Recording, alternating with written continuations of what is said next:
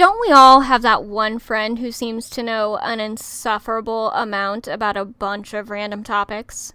That one friend who chimes in with the odd and sometimes incredibly disturbing little snippet of knowledge out of nowhere? Hi, my name is Carly, and if you don't already have that friend, congratulations. Now you do. I delight in researching anything and everything that piques my curiosity in the least bit. And as my husband has pointed out, we carry a mini supercomputer in our pockets every single day.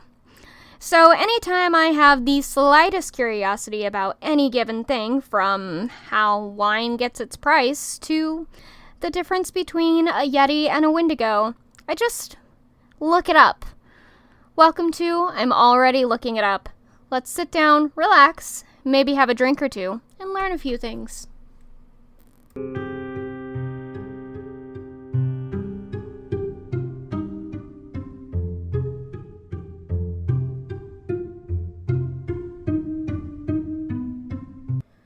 Hello. You're listening to I'm Already Looking It Up, the podcast where I, your host, research a random topic and tell you, my lovely listeners, all about it. So without further ado, let's get started. So for this episode, this is my birthday was like a week ago, literally a week ago actually, because today is Sunday the 3rd, which my birthday was Sunday the 27th, of October. So literally a week ago was my birthday. And this, as you know, if you have been listening to the podcast at all, you know I like to do special episodes for people's birthdays, as long as I remember to do them. And I think I also deserve a special birthday episode for me. So my topic this year for my special birthday episode is the Loch Ness Monster, because it is one of my favorite cryptids of all time. It has nothing to do, I don't even know why I love it, probably just because it's like Scottish in origin, but I do love the Loch Ness Monster. I love the stories of it, and I think it's fascinating, and I also think next to Bigfoot, it's one of the more plausible cryptids to exist out there, because things that live in water be fucking crazy. So, here we go. I honestly, for this episode, just wanted to talk about the Loch Ness Monster, what it is, where it comes from, and maybe some updated sightings if I can find some good ones. I did find an article about there being maybe 2 Loch Ness Monsters, so we might look into that later. But first, we're just gonna kind of start with the Wikipedia article on the Loch Ness Monster that kind of, condenses all of that history and those ideas and puts them in one spot for us to look at. So, the Loch Ness Monster, also known as Nessie, is a mythical creature in Scottish folklore that is said to inhabit the Loch Ness in the Scottish Highlands. It is often described as large, long-necked, and with one or more humps protruding from the water. Popular interest and belief in the creature has varied since it was brought to worldwide attention in 1933. Evidence of his existence is anecdotal, with a number of disputed photographs and sonar readings. The scientific community explains alleged sightings of the Loch Ness Monster as hoaxes, wishful thinking, and the misidentification of mundane objects. The pseudoscience and subculture of cryptozoology has placed particular emphasis on the creature. So the origin of the name Loch Ness, in August of 1933, the Courier published the account of George Spicer's alleged sighting. Public interest skyrocketed, with countless letters being sent in detailing different sightings describing a monster, fish, sea serpent, or dragon, with the final name ultimately settling on the Loch Ness Monster. Since the 1940s, the creature has been affectionately called Nessie, which actually they have a Scottish Gaelic version of the name, which is cute. I'm not going to try and say it, because Gaelic in general is a really hard language to speak and learn, and it is also, Scottish Gaelic is, right up there with it, so I'm not going to go too crazy on that. So we're going to talk about some sightings, some of the more famous ones. This is a pretty long article, so I may not get to the 2 Loch Ness Monsters today, but we'll see. We'll see what we got. Okay. So the first sighting, earliest recorded sighting, I would guess, is from St. Columbia. 56.5 is the year. Time be crazy. The earliest report of a monster in the vicinity of Loch Ness appears in the Life of St.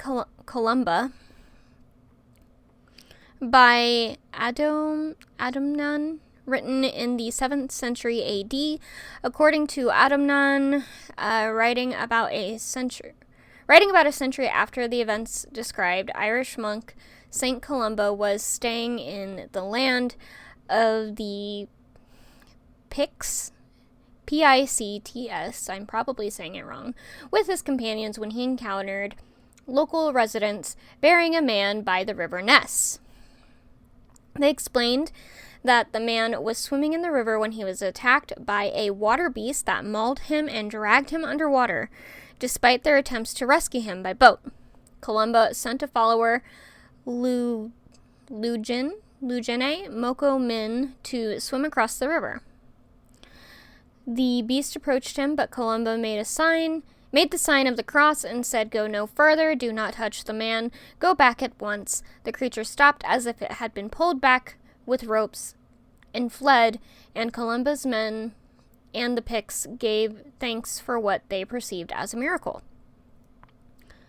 Believers in the monster point to this story set in the River Ness rather than the loch itself as evidence for the creature's existence as early as the 6th century.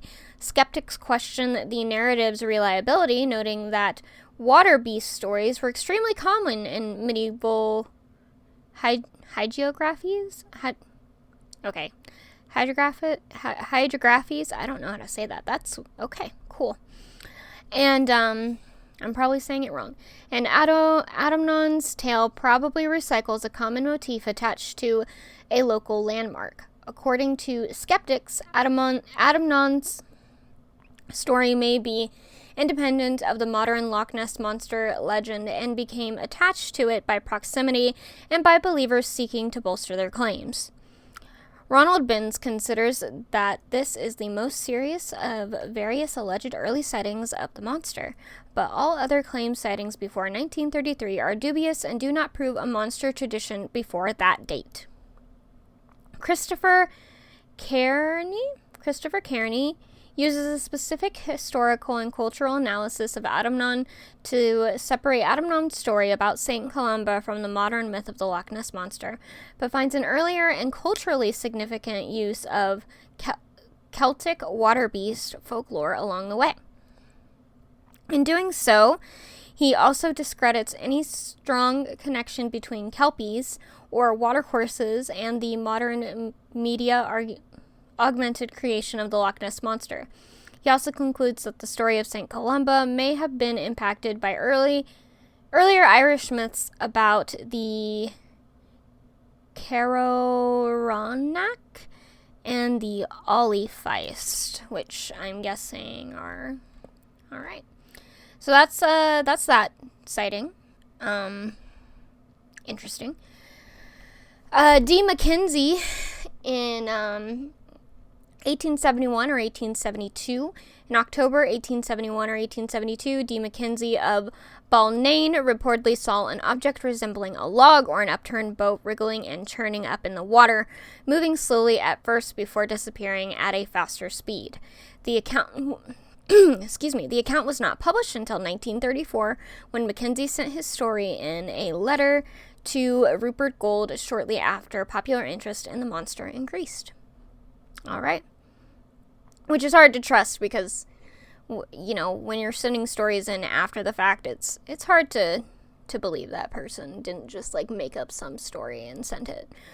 Alexander MacDonald in 1888. In 1888, Mason Alexander MacDonald of Arbriacan, I'm so sorry if I'm mispronouncing these, sighted a large, stubby-legged animal surfacing from the loch and propelling itself within 50 yards, or 46 meters, off of the shore where McDonald stood.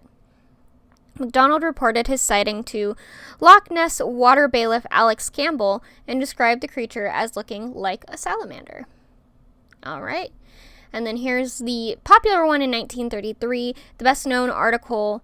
The person who spotted it is Aldi Mackay. The best-known article that first attracted a great deal of attention about a creature was published on the 2nd of May in 1933 in the Inverness Courier about a large beast or whale-like fish.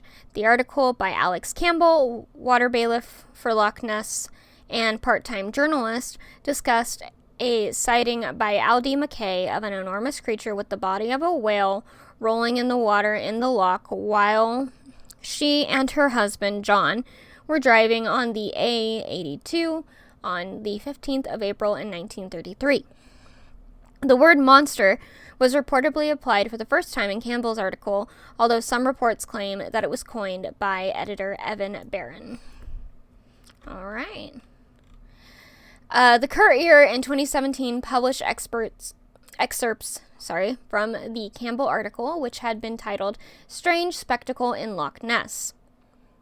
The creature disported itself, rolling and plunging for fully a minute in its body resembling that of a whale, and the water cascading and churning like a simmering cauldron. Soon, however, it disappeared in a boiling mass of foam. Both onlookers confess that there was something uncanny about the whole thing, for they realized that here was no ordinary denizen of the depths, because apart from its enormous size, the beast, in taking the final plunge, sent out waves that were big enough to have been caused by a passing steamer.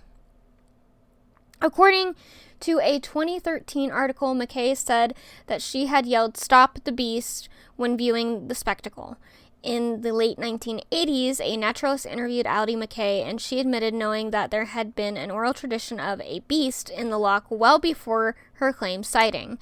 Alex Campbell's 1933 article also stated that Loch Ness has for generations been credited with being the home of a fearsome-looking monster.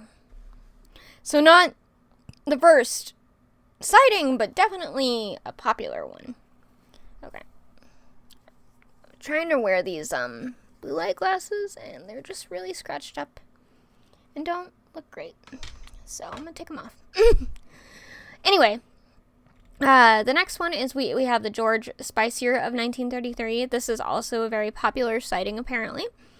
Modern interest in the monster was sparked by a sighting on July 22nd, 1933, when George Spicier and his wife saw a most extraordinary form of animal cross the road in front of their car.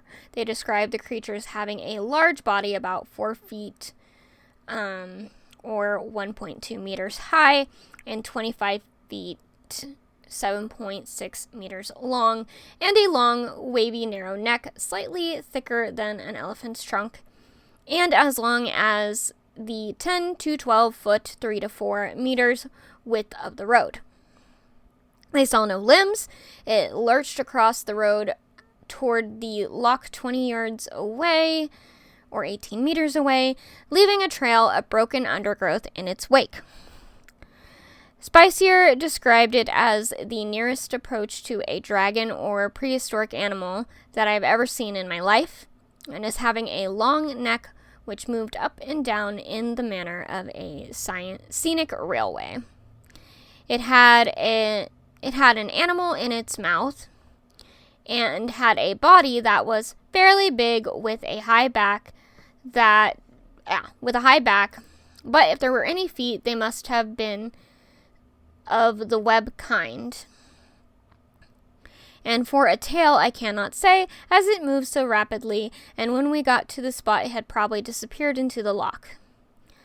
Though he was the first to describe the creature as a plesiosaur-like dinosaur, evidence suggests by researchers at Columbia University in 2013 proved his story to be fake.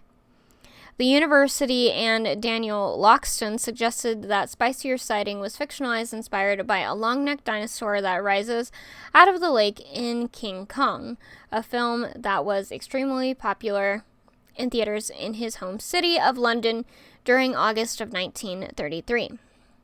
When Spicier reported the sighting, Loxton and Donald Prothero later cited King Kong as evidently an influence on the Loch Ness Monster myth. All right, good to know. On August 4th of 1933, the Courier published a report of Spicier's sighting. This sighting triggered a massive amount of public interest and an uptick in alleged sightings, leading to the solidification of the actual name, the Loch Ness Monster. It had been claimed that the sightings of the monster increased after a road was built along the loch in early 1933, bringing workers and tourists to the formerly isolated area. However, Binns has described this as the myth of the Lonely Loch, as it was far from isolated before then, due to the construction of the Caledonian Canal. In the 1930s, the existing road by the side of the loch was given a serious upgrade. Alright, so the next sighting is Hugh Gray, also 1933. Hugh Gray's photograph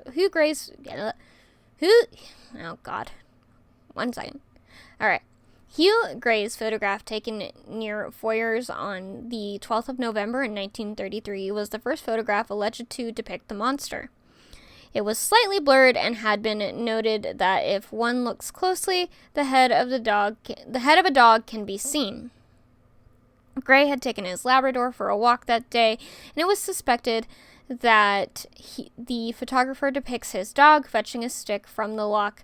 Others have suggested that the photograph depicts an otter or a swan. The original negative was lost. However, in 1963, Maurice Burton came into possession of 2 lantern slides, contact positives from the original negative. And when projected onto a screen, they revealed an otter rolling at the surface of the characteristic fashion. All right, then. There you go. Just, lochs in the Ness.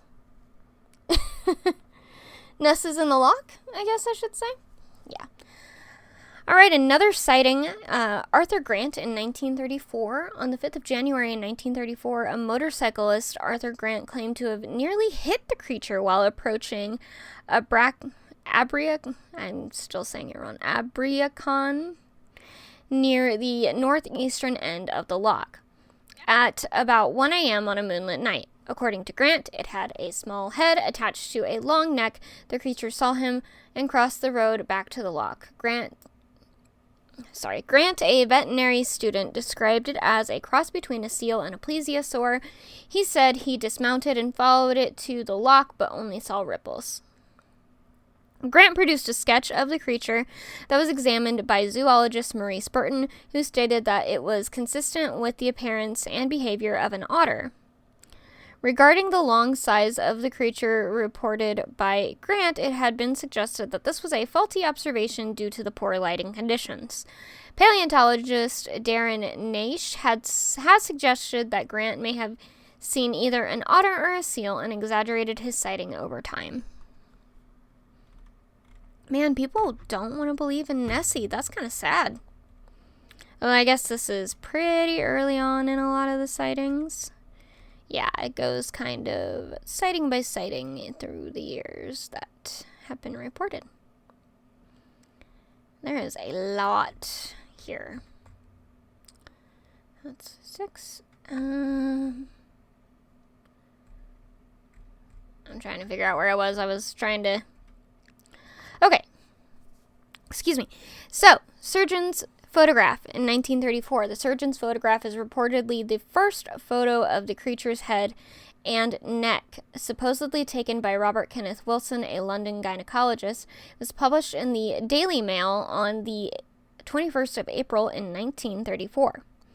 Wilson's refusal to have his name associated with it led to it being known as the surgeon's photograph. According to Wilson, he was looking at the loch when he saw the monster, grabbed his camera, and snapped 4 photos. Only 2 exposures came out clearly. The first reportedly shows a small head and back, and the second shows a similar head in the diving position. The first photo became well known, and the second attracted little publicity because of its blurriness. For 60 years, the photo was considered evidence of the monster's existence, although skeptics dismissed it as driftwood, an elephant, an otter, or a bird. The photo scale was controversial. It is often shown cropped, making the creature seem large and the ripples like waves, while the uncropped shot shows that the other end of the loch and the monster in the center. The ripples in the photo were found to fit the size and pattern of small ripples rather than large waves photographed up close. Analysis of the original image fostered further doubt. In 1993, the makers of the Discovery Communications documentary Loch Ness Discovered analyzed the uncropped image and found a white object visible in every version of the photo, implying that it was on the negative. It was believed to be the cause of the ripples, as if the object was being towed along, and the possibility of a blemish on the negative could not be ruled out. An analysis of the full photo indicated that the object was small, about 60 to 90 centimeters, or 2 to 3 feet long. Dang. Sorry, my eyes just, are tired, I guess. I don't know. Since 1994, most agree that the photo was an elaborate hoax. It had been described as fake in December 7, 1975 Sunday Telegraph article that fell into obscurity. Details of how the photo was taken were published in the 1999 book Nessie, The Surgeon's Photograph Exposed, which contains a facsimile in the 1975 Sunday Telegraph article. Creature was purportedly a toy submarine built by Christian Sperling, the son-in-law of actor, screenwriter, director, producer, and perhaps most saliently, big game hunter M.A. Weatherall.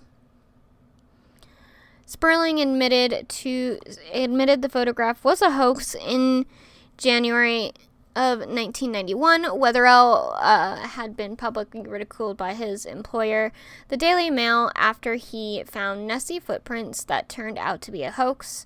To get revenge on the Mail, Weatherall perpetrated his hoax with co-conspirators Sperling, sculpture specialist Ian Collin, Marmaduke Weatherall, his son himself, a future actor who brought the material for the fake, and Maurice Chambers, an insurance agent. There you go. Ugh. Sorry, I have to keep rubbing my eyes. I probably just need some eye drops or something. Anyway. The toy submarine was bought from F.W. Woolworth, and its head and neck were made from wood putty. After testing it in a local pond, the group went to Loch Ness, where Ian Marmaduke Weatherall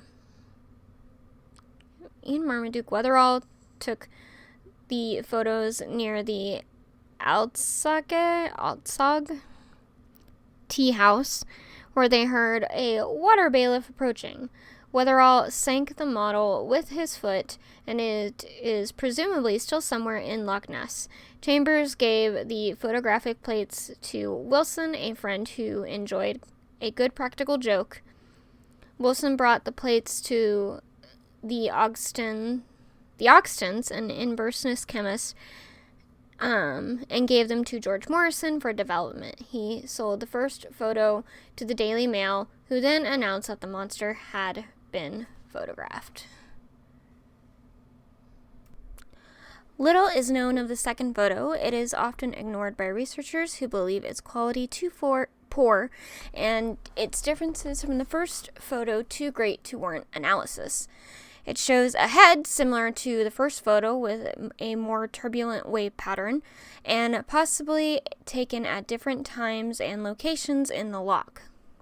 Some believe it to be an earlier cruder attempt at a hoax, and others, including Roy McCall and Maurice Burton, considered a picture of a diving bird or otter that Wilson mistook for the monster. According to Morrison, when the plates were developed, Wilson was uninterested in the second photo. He allowed Morrison to keep the negative, and the photo was rediscovered years later. When asked about the second photo when asked about the second photo by the Ness Information Service newsletter, Sperling was vague, thought it might have been a piece of wood that they were trying out as a monster, but was not sure. Okay, that was worded very strangely. Anyway, so yes, that's the guy who took the photos, the surgeon photographs. So, there you go. Taylor film in 1938. On the 29th of May 1938, South African tourist G.E. Taylor filmed something in the loch for 3 minutes on 16mm color film. The film was obtained by popular science writer Maurice Burton, who did not show it to other researchers. A single frame was published in his 1961 book, The Elusive Monster. His analysis concluded it was a floating object and not an animal. William Fraser, 1938. On August 15th of 1938, William Fraser, Chief Constable of Inverness-shire, wrote a letter that the monster existed beyond doubt and expressed concern about a hunting party that had arrived with a custom-made harpoon gun determined to catch the monster dead or alive. He believed that his power to protect the monster from the hunters was very doubtful. The letter was released by the National Archives of Scotland on the 27th of April in 2010. And that is one of my cats whining, if you can hear that in the background. I apologize. What? Oh my god. Sonar readings of 1954. Still whining. What? Oh my god. The sonar readings of 1954. In December of 1954, sonar readings were taken by the fishing boat Rival 3. Its crew noted a large object keeping pace with the vessel at a depth of 146 meters, or 479 feet. It was detected for 800 meters, 2,600 feet, before contact was lost and regained. Previous sonar attempts were inconclusive or negative. There you go. And then there is Peter. Oh God, there's so many sightings. Peter McNabb, blah. Okay, all the way up to, it looks like 2014. And then there are some searches. Holy moly. Alright, I'm not gonna lie, this is one of my favorite cryptids, but I did not realize there was, so much information on it. Okay, anyway. Back up to here with the sightings. So we did the sonar image. Now we have George Edwards' photograph. Oh, nope. Wrong one. Okay. The Peter McNabb sighting in 1955 at Urquhart Castle on July 20th, 1955, took a photograph that depicted two long black humps in the water. The photograph was not made public until it appeared in Constance White's 1957 book on the subject. On the 23rd of October 1958, it was published by the Weekly Scotsman. Author Ronald Binns wrote that the phenomenon which McNabb photographed could easily be a wave effect resulting from three trawlers traveling closely together up on the loch. Other researchers consider the photograph a hoax. Roy McCall requested to use the photograph in his 1976 book. He received the original negative from McNabb, but discovered it differed from the photograph that appeared in White's book. The tree at the bottom of the left in White's was missing from the negative. It is suspected that the photograph was doctored by re-photographing a print. Damn. Alright, and then the Dinsdale film in 1960, aeronautical engineer Tim Dinsdale filmed what he believed to be a dark hump that left a wake crossing Loch Ness on April 23rd, 1960. Dinsdale, who reportedly had the sighting on his final day of search, described it as mahogany red with a blotch on its side when viewed through binoculars. He said that when he mounted his camera, the object began to move, and he shot 40 feet, 12 meters of film. According to the Joint Air Reconnaissance Intelligence Center, or JARIC, who published a 1966 report analyzing the film, the object was probably animate. After the film, Dinsdale continued to pursue finding the Loch Ness Monster, but while he claimed to have had an additional sighting, he was unable to produce more photographic evidence. In 1993, Discovery Communications produced a documentary, Loch Ness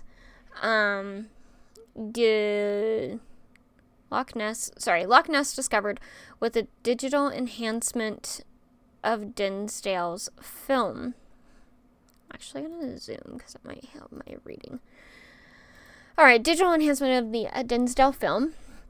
A person who enhanced the film noticed a shadow in the negative that was not obvious in the developed film. By enhancing and overlaying frames, he found what appeared to be the rear body of a creature underwater.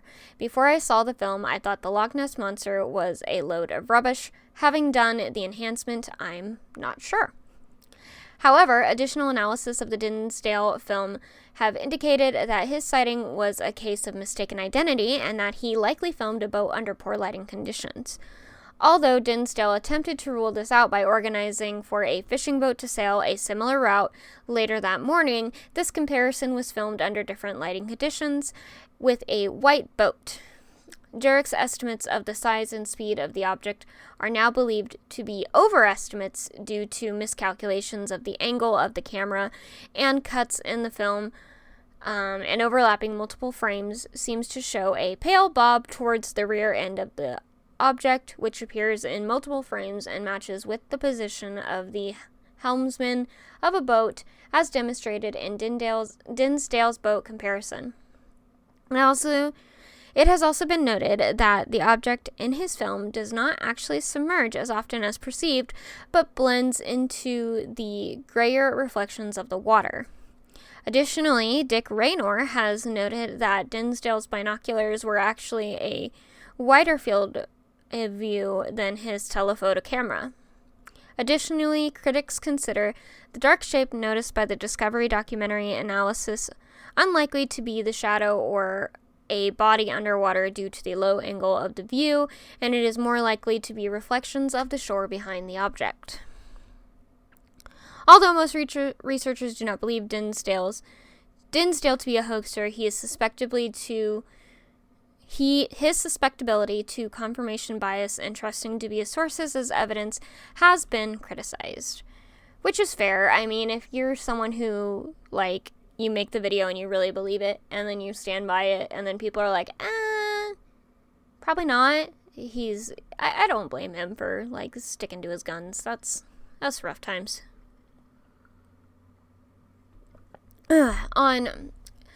So the next one is the Loch Ness Muppet, 1977. On the 21st of May in 1977, Anthony Doc Shells, camping next to I'm still sure I'm saying this wrong, Urquhart Castle, took what were alleged to be the clearest pictures of the monster then available. Shields, a magician, claimed to have summoned the animal out of the water. He later described it as an elephant squid, claiming the long neck shown in the photograph is the squid's trunk, and the white spot at the base of the neck is its eye. Due to the lack of ripples, it has been declared a hoax by many people and received its name because of its staged look. I kind of want to look that one up, and I will here soon. Okay, the Holmes video in 2007. So now we're jumping a whole ass 30 years? Yeah, 30 years. The Holmes video. On 26 May 2007, 55-year-old laboratory technician Gordon Holmes videotaped what he said was this jet black thing about 14 meters or 46 feet long, moving fairly fast in the water. Loch Ness Monster watchers described it as among the best footage ever seen. BBC Scotland broadcast the video on the 29th of May in 2007. STV News North Tonight aired it on May 28, 2007, and interviewed Holmes. Adrian Shine, a marine biologist at the Loch Ness 2000 Center in Drumnadrochit? Yep. Probably saying it wrong, suggested that the footage was an otter, seal, or water bird. Sonar image from 2011. On August 24th, 2011, Loch Ness boat captain Marcus Atkinson photographed a sonar image of a 1.5 meter wide, 4.9 foot, unidentified object that seemed to follow his boat for 2 minutes at a depth of 23 meters or 75 feet and ruled out the possibility of a small fish or seal. In April of 2012, a scientist from the National Oceanography Center said that the image is a bloom of algae and zooplankton.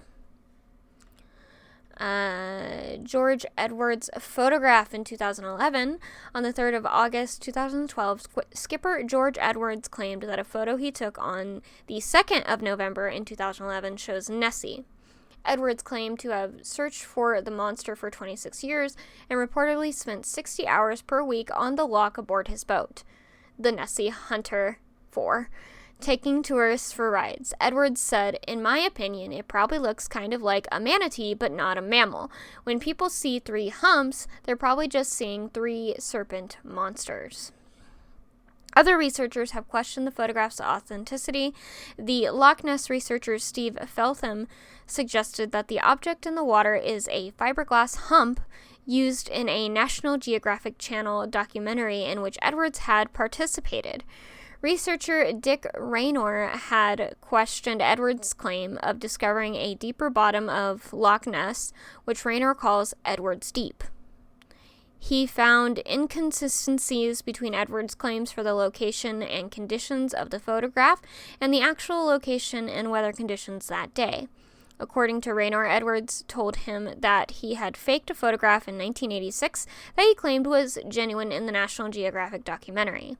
Although Edwards admitted in October 2013 that his 2011 photograph was a hoax, he insisted that the 1986 photograph was genuine.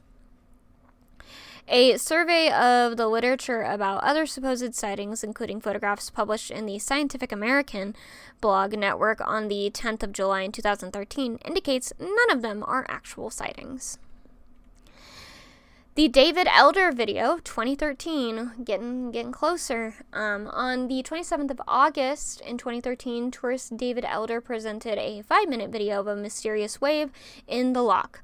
According to Elder, the wave was produced by a 4.5 meter or 15-foot solid black object just under the surface of the water. Elder, 50, from East Kilbride, South Lanarkshire? Sure. Was taking a picture of a swan at the Fort Augustus Pier on the southwestern end of the loch when he captured the movement. He said the water was very still at the time and there were no ripples coming off the wave and no other activity on the water. Skeptics suggested that the wave may have been caused by a wind gust. Apple Maps photograph in 2014. On the 19th of April in 2014, it was reported that a satellite image on Apple Maps showed what appeared to be a large creature, thought by some to be the Loch Ness Monster, just below the surface of Loch Ness. At the loch's far north, the image appeared about 30 meters or 98 feet long. Damn. Possible explanations were the wake of the boat, with the boat itself lost in image stitching or low contrast, seal-caused ripples, or floating wood. And finally, the last sighting it has listed, drone footage from 2021. In September 2021, it was reported that a 20-foot, 6.1 meter creature was captured on a live stream near the loch, but it doesn't show any images. I will be looking up that footage of all those later. All right, so next we have searches, which there are a few here. Dang, that one is very long. Let's see. Maybe we'll do the first two, and then we'll come back to more recent ones. And then, misidentification, which is fun, and inanimate objects and all that stuff. Okay, so let's go back up to, so I'm going to just do back all the way up to the evidence. George Edwards photograph. Okay, so I'm going to do the first couple of searches here, and then I'll go to the more modern ones. So we have the very first one, the Edward Mountain Expedition in 1934. After reading Rupert Gould's The Loch Ness Monster and others, Edward Mountain financed a search. 20 men with binoculars and cameras positioned themselves around the loch from 9 a.m. to 6 p.m. for 5 weeks, beginning on the 13th of July 1934. Although 21 photographs were taken, none were considered conclusive. Supervisor James Fraser remained by the loch filming on the 15th of September 1934. The film is now lost. Zoologists and professors of natural history concluded that the film showed a seal, possibly a gray seal. All right. I had actually never really thought about how big Loch Ness was, but there is a picture here, and it's pretty fucking huge. Loch Ness Phenomena Investigation Bureau from 1962 to 1972. The Loch Ness Phenomena Investigation Bureau was a UK-based society formed in 1962 by Norman Collins, R.S.R. Fitter, politician David James, Peter Scott, and Constance White to study Loch Ness to identify the creature known as the Loch Ness Monster or determine the causes of reports of it. In 1967, it received a grant of $20,000 from the World Book Encyclopedia to fund a 2-year program of daylight watches from May to October. The principal equipment was 35 millimeters movie cameras on mobile units with the 20-inch lenses, and one with a 36-inch lens at Aknahannet? I don't know. Near the midpoint of the loch. With the mobile units in laybys, about 80% of the loch's surface was covered. The society's name was later shortened to the Loch Ness Investigation Bureau, and it disbanded in 1972. The LNIB had an annual subscription charge which covered administration.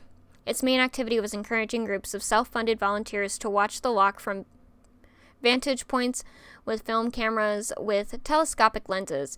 From 1965 to 1972, it had a caravan camp and viewing platform at Aknahannet, I don't know if that is correct, and sent observers to other locations up and down the loch.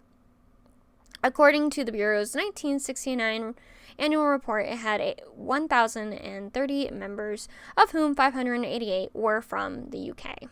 That's kind of cool, though, that, almost half of them are not even, from that area. So, and then we'll do this one as an earlier one, and we'll go to the more recent searches. A sonar study, 1967 and 1968. D. Gordon Tucker, chair of the Department of electronic and electrical engineering at the University of Birmingham, volunteered his services as a sonar developer and expert at Loch Ness in 1968.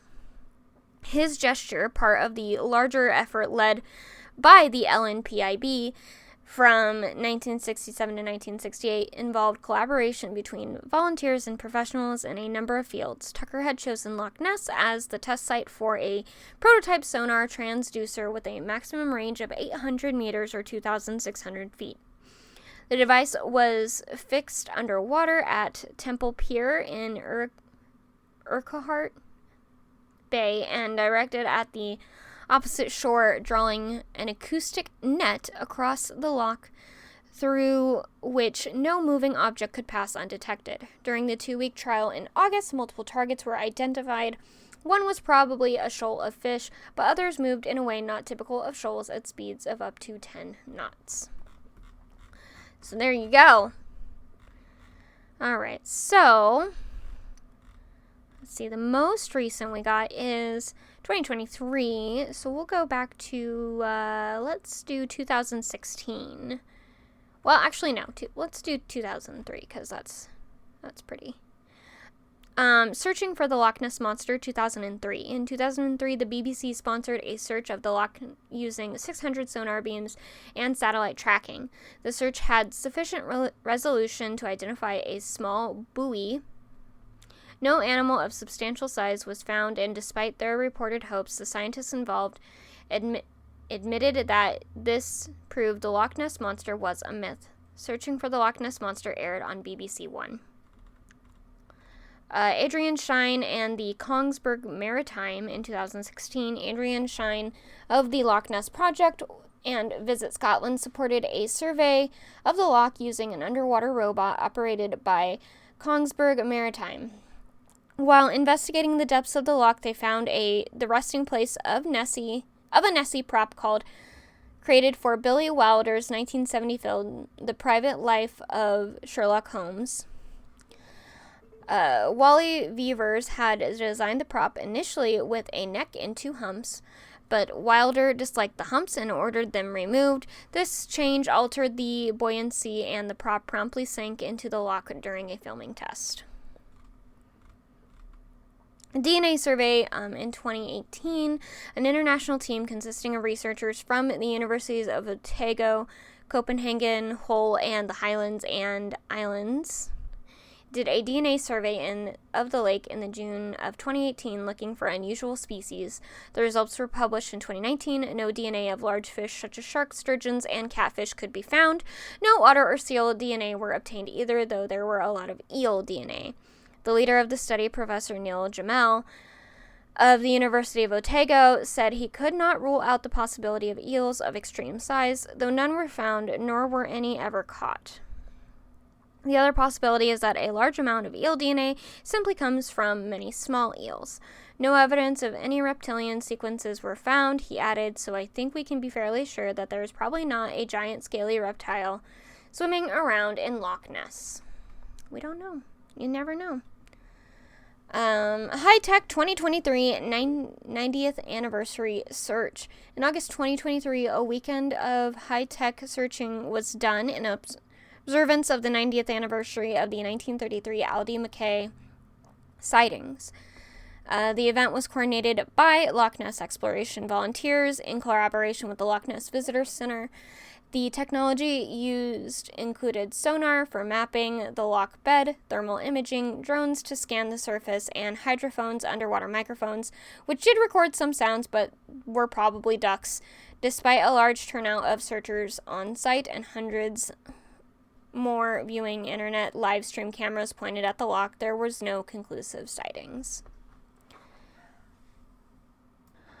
Alright, and then here we are on the last leg of this episode, which is possible explanations. Now, of course, there are going to be a lot of possible explanations for the Loch Ness Monster.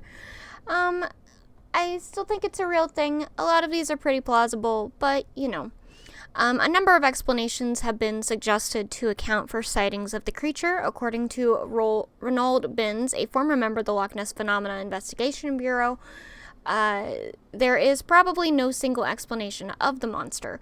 Binns wrote 2 skeptical books in the 1983 The Loch Ness Mystery Solved and his 2017 Loch Ness Mystery Reloaded. I'm gonna have to look both those up. In these, he contends that an aspect of human psychology is the ability of the eye to see what it wants and expects to see. They may be categorized as misidentifications of known animals, misidentifications of inanimate objects or effects, reinterpretations of Scottish folklore, hoaxes, and exotic species of large animals. A reviewer wrote that Binns had evolved into the author of the definitive skeptical book on the subject. Binns does not call the sightings a hoax, but a myth in the true sense of the term, and states that the monster is a sociological phenomenon. After 1983, the search for the possibility that there just might be continues to enthrall a small number of whom eyewitness evidence outweighs all other considerations. So, often, there's a couple answers here for what the Loch Ness can be misidentified as. Eels is one of them, which I found odd, but it says that they are a very common animal within the Loch Ness, and usually an unusually large one would explain a lot of the sightings seen. An elephant, which is for one of the photographs, the surgeon's photograph. A lot of people seem to think that is what we're actually looking at, is like the top half of the elephant's head, and then just like the trunk extending out is what most people say it is. A Greenland shark, and this is my favorite one. The zoologist, angler, and television presenter Jeremy Wade investigated the creature in 2013 as part of the series River Monsters and concluded that it is a Greenland shark. The Greenland shark, which can reach up to 20 feet in length, inhabits the North Atlantic Ocean around Canada, Greenland, Iceland, Norway, and possibly Scotland. It is dark in color with a small dorsal fin, and according to biologist Bruce Wright, the Greenland shark could survive in fresh water, possibly using rivers and lakes to find food. And Loch Ness has an abundance of salmon in the lake and other fish. So, I like that one. We got the Wells catfish in July of 2015. 3 news outlets reported that Steve Feltham, after a vigil at the loch was recognized by the Guinness Book of World Records, theorized that the monster is an unusually large specimen of Wells catfish, which may have been released during the late 19th century. And then other resident animals are, it's difficult to judge through the size of an object through telescope or binoculars with no external reference. Loch Ness has resident otters and photos of them and deer swimming in the loch, which were cited by author Ronald Binns, and they may have been misinterpreted to be the monster. According to Binns, that was a loud thunder. According to Binns, birds may be mistaken for the head and neck sightings. Now, of course, we have inanimate objects. Boat wakes. Wakes have been reported when the loch is calm, with no boats nearby. Bartender David Munro reported a wake he believed was a creature zigzagging, diving, and reappearing. There were repeatedly 26 other witnesses from a nearby car park, although some sightings described a V-shaped wake similar to a boat's. Others report something not conforming to the shape of a boat. Trees, which many people think of when they're seeing the humps come out of the water. A lot of people think they could be logs or trees. Sykes and wakes. Loch Ness, because of its long straight shape, is subject to unusual ripples affecting the surface. A syke is a large oscillation of a lake caused by water reverting to its natural level after being blown to one end of the lake, resulting in a standing wave. The Loch Ness oscillation period is 31.5 minutes. Earthquakes in Scotland are too weak to cause observable spikes, but extremely massive earthquakes far away could cause large waves. The spike created in Loch Ness by the catastrophic 1755 Lisbon earthquake was reportedly so violent as to threaten destruction to some houses built on the sides of it, while in 1761, the aftershock of another earthquake caused a 2-foot, 60-centimeter wave. However, no sightings of the monster were reported in 1755. So there you go. Optical effects. Obviously, kind of like the other guy said, we kind of see what we want to see.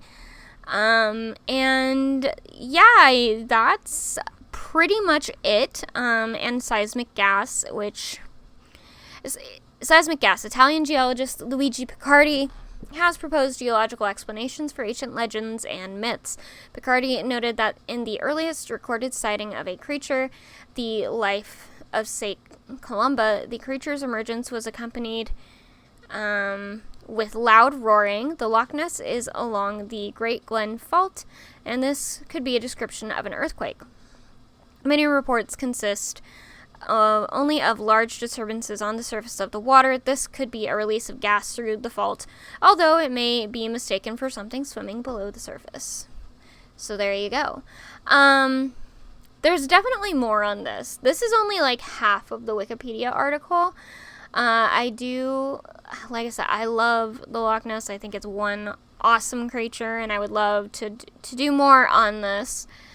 But, you know, I think it's also fun to just kind of believe, you know. There are also other types of creatures that are described as Loch Ness type creatures. So we got Champ, Ogopogo, Altamaha. I don't know how to say that. Those are all different types of Loch Ness creatures that people have spotted in other lakes around the world. So there you go.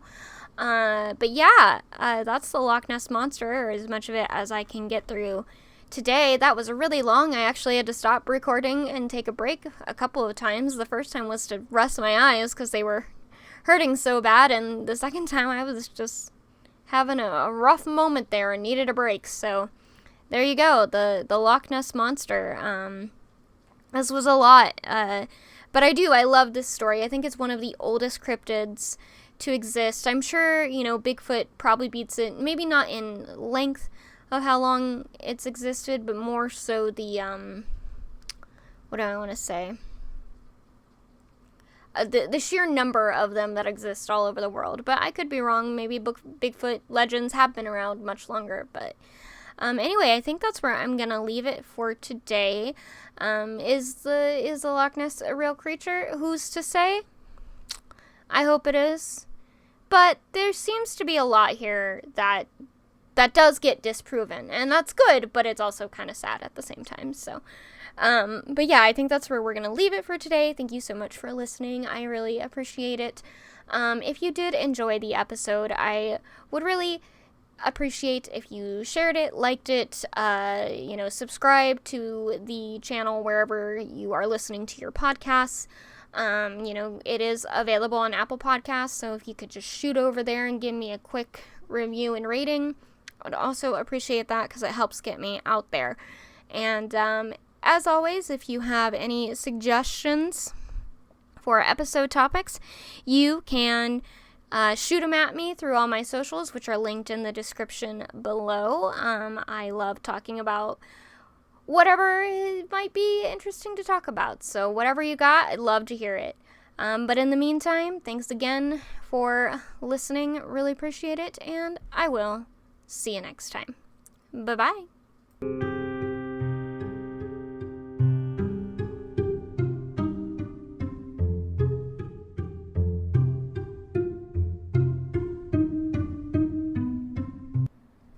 Thank you for listening to I'm Already Looking It Up.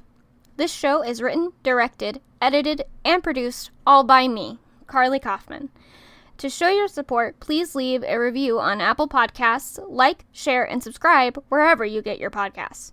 You can also check out @Wild Forest Productions on Patreon, Tumblr, and Instagram, and Facebook. To find other ways to support the creator, check out @EmpressWild on YouTube, Twitch, Twitter/X, Facebook, TikTok, and also Instagram. And if you have any topic suggestions, feel free to throw them my way. Can't wait to see you in the next episode. Until then.